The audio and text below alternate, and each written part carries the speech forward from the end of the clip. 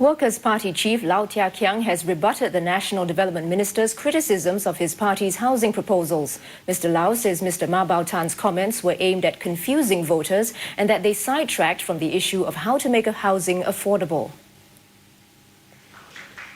Mr. Dr Kheng began by defending his party's proposal to peg the prices of new HDB flats to median incomes rather than market forces.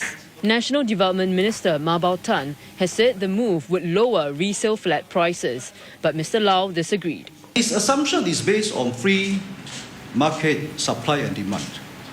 But we all know that the HDB new flats are not based on free market supply and demand. Both the land and the building programs are controlled by the government. The Workers' Party has said it would lower flat prices by paying less for state land.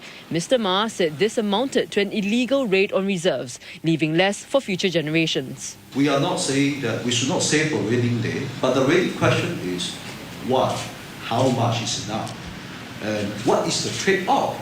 Mr. Lau also said his party supported estate upgrading programs, but what they objected to was the tying of upgrading to votes, or what they called a form of pork barrel politics. Now, separately, the party also responded to calls to explain their vision of a first world parliament. The party said its aim was to develop a model that worked for Singapore. We look at the first world parliament as a parliament where every MP has a mandate from the ground with the same voting rights. We look at the first world parliament as a parliament where every MP has a mandate from the ground with the same voting rights. Under our model, the opposition also has a responsibility to act in the national interest.